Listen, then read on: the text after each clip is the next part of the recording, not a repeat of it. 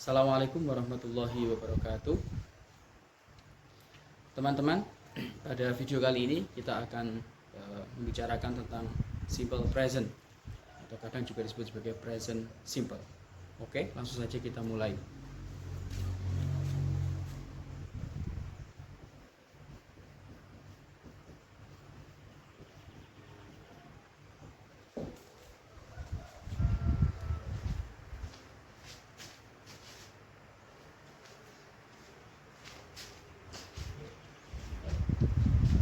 Simple present adalah salah satu tenses dari 16 tenses yang ada dalam bahasa Inggris.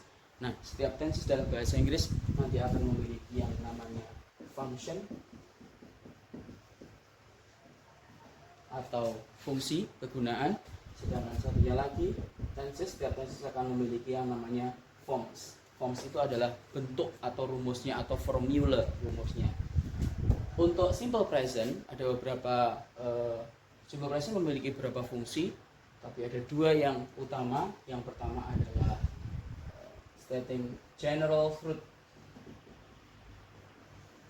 Truth itu adalah kebenaran, general diartikan umum. Jadi general truth itu adalah sesuatu yang sifatnya kebenaran yang bersifat umum. Yang kedua, simple present bisa digunakan untuk mengungkapkan habitual action. Habitual action. Action itu adalah kegiatan atau tindakan, sedangkan habitual itu berarti kegiatan yang sudah menjadi sebuah kebiasaan. Contohnya, general truth kita bisa menggunakan contoh misalkan water, sini saja.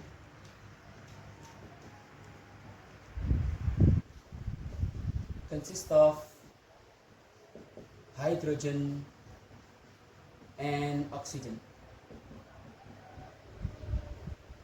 Water consists of hydrogen and oxygen. Ungkapan water consists of hydrogen and oxygen itu berarti sesuatu yang tidak bisa disangka lagi, yang kebenarannya tidak bisa disangka lagi, bahwa air itu terdiri dari hidrogen dan juga oksigen. Maka kita menggunakan rumus dari simple present. Rumusnya nanti kita akan bahas di sini. Kalau perlu diketahui bahwa water di sini sebagai subjek, ini adalah kata kerja bentuk satu atau base form yang ditambahi dengan S. Di sini ada tambahan S. Ini rumusnya simple present.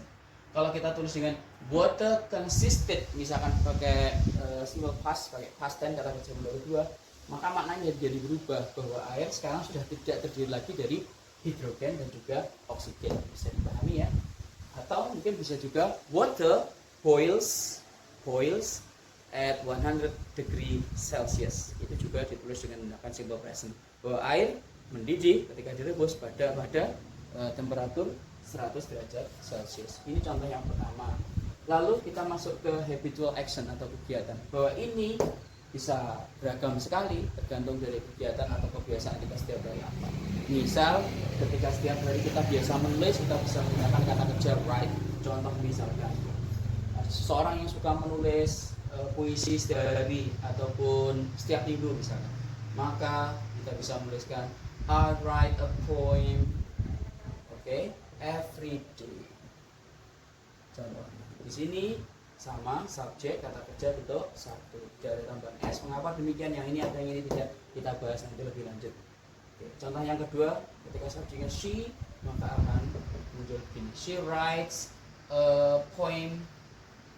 Sama kita buat misalkan every day. Jadi ada I write sama she writes dan sebagainya. Ini merupakan dua fungsi dari simple present. Yang pertama adalah betul sekali general truth, yang kedua adalah habitual action. Sekarang kita masuk ke formnya.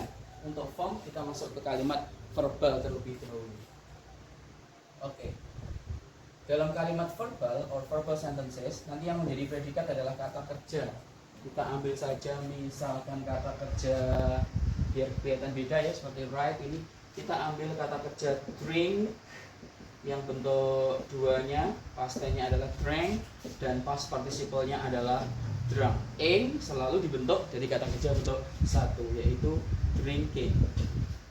Jadi dari kata kerja drink, drank, drunk, drinking, kita akan masuk ke rumusnya simple present. Yang pertama,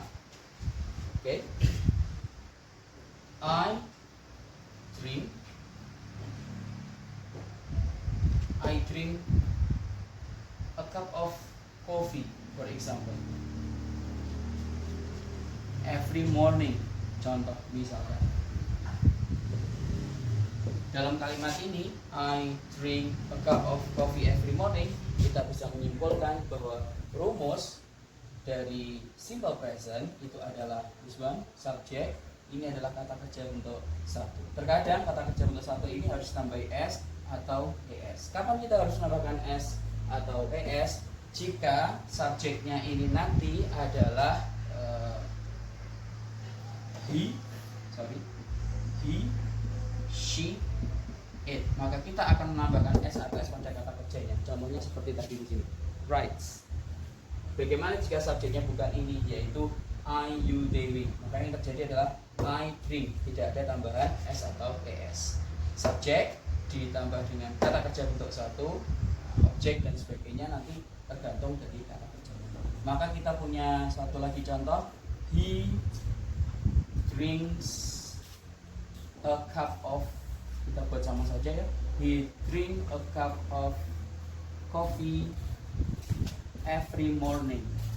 In Indonesian, dia laki-laki minum secangkir kopi setiap pagi. Jadi kegiatan minum kopi ini bagi saya menjadi sebuah kebiasaan yang saya lakukan setiap hari, sehingga saya pun menggunakan rumusnya simple present, yaitu subjek kata kerja bentuk satu yang mungkin akan ditambahi s atau es jika subjeknya he, she, it seperti ini, atau tidak ditambahi s atau es, contohnya seperti I drink. Berarti selain I drink apalagi? You drink, they drink, we drink, I, you, they, we, seperti itu. Oke, dan semua yang kembali ke situ, semua kata benda yang pronounnya kembali ke we atau they dan sebagainya.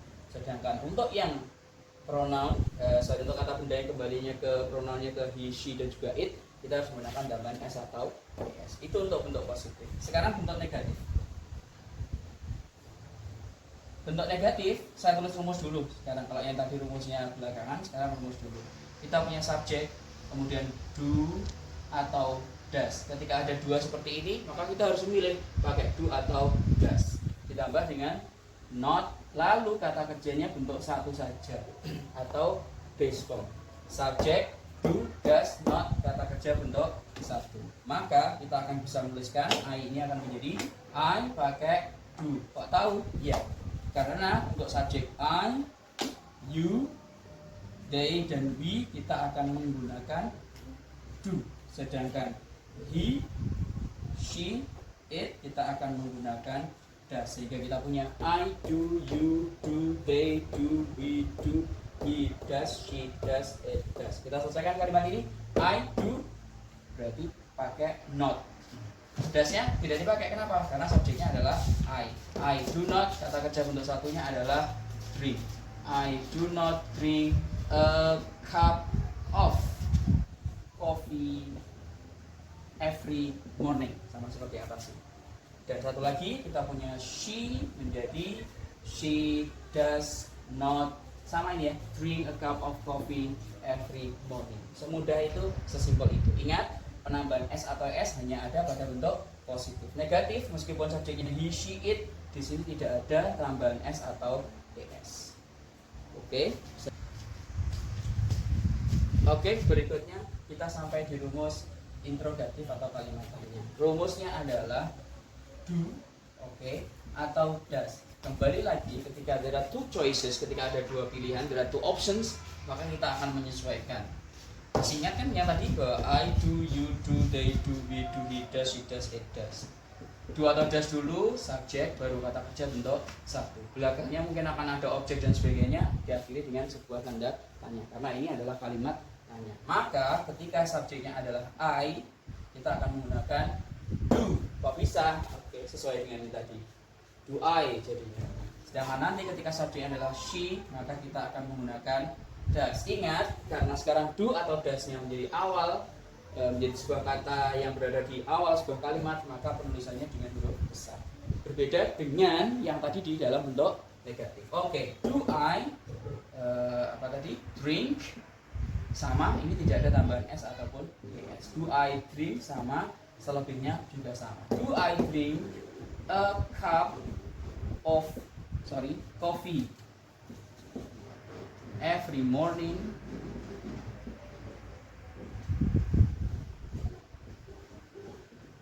Apakah saya minum secangkir kopi setiap pagi? Di sini apakah dia perempuan minum secangkir kopi setiap pagi? Seperti itu.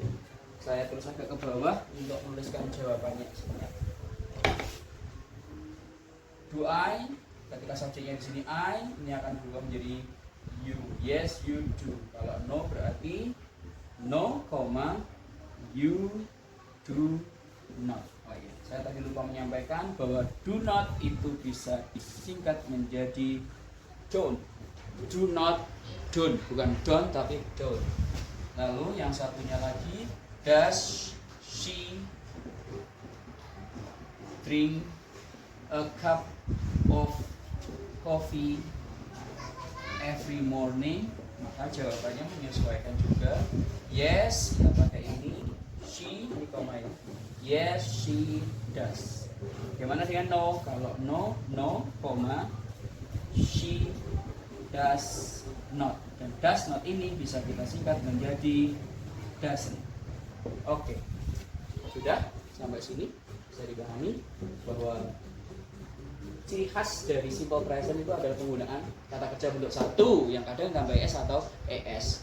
Jika teman-teman menemukan sebuah kalimat dalam bahasa Inggris menggunakan kata kerja bentuk satu, bisa jadi itu adalah simple present. Apalagi kalau ada tambahan s atau es. Ingat ya, ini adalah kata kerja. Kalau kata benda ditambah s, misalkan chair jadi chairs, oh ini ada tambahan s, tapi itu melekatnya bukan pada kata kerja, itu melainkan melekat pada kata benda.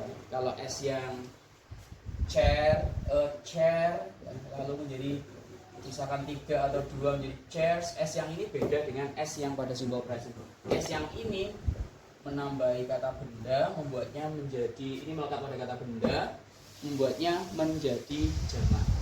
Oke, sedangkan yang simple present itu melekatnya pada kata kerja, suatu hal yang beda. Oke, nah selain every morning, apalagi yang bisa menjadi penanda bahwa itu simple present? Banyak sekali. Misalkan kita bisa menggunakan every evening, every day, oke, every second, setiap detik. Oke, saya hapus dulu.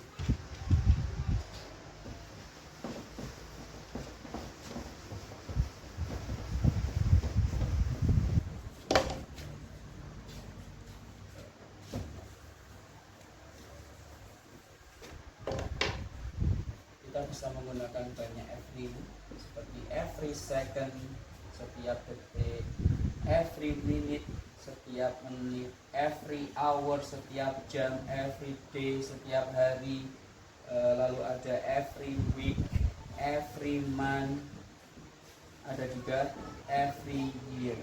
Jadi kegiatan-kegiatan yang menunjukkan kebiasaan seperti ini, maka kita menggunakan rumusnya simple present yang menunjukkan habitual action itu. Lainnya apakah ada lagi?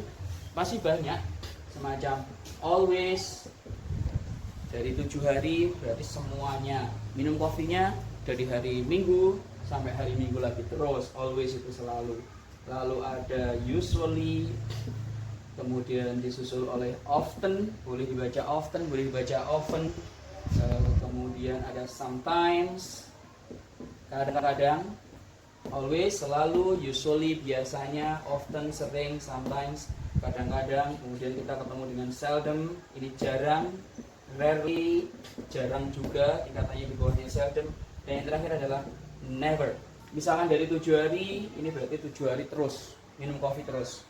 Ini 6 hari, berikutnya 5, ini 4 hari dianggap sometimes atau kadang-kadang. Jarang dari 7 hari cuma 3, ini misalkan 2. Dan never ini sama sekali tidak pernah. Itu ya. Jadi always, usually, often, sometimes, seldom, rarely, dan juga never ini salah satu penanda dari simple present. Misal suatu contoh kalimat, ada soal, kita baca nomor 1 misalkan. She, pilihan A-nya, is drinking. Yang B, has drunk. Lalu yang C, drank. Misalkan ABC gitu ya. She disuruh mengisi pakai is drinking, has drunk. Oh, satu lagi. Jawabannya belum ada. Drinks. She ada tulisan often. Dia perempuan, sering. Mana yang harus dipilih? Karena sering ini menunjukkan habitual action atau menunjukkan kebiasaan, maka kita akan memilih drinks yang ini. Apa tidak ini? Is drinking itu present continuous, has drunk present perfect, drank itu simple past, menunjukkan makna yang berbeda. She often drink tea misalkan. Ya. Jadi kita pilih jawaban D, drinks tambahan S. Karena kita tahu bahwa often itu artinya sering dan menunjukkan kebiasaan, maka kita akan menggunakan rumusnya simple present tadi, yaitu yang ada kata kerja bentuk satu tambahi S atau S. Oke, terima kasih. Pada video kali ini saya rasa cukup. Jika ada yang tanyakan, silahkan dituliskan di kolom komentar. Terima kasih, semoga apa yang kita pelajari pada video kali ini bisa menjadi sesuatu yang bermanfaat dan juga barokah. Thank you. Assalamualaikum warahmatullahi wabarakatuh.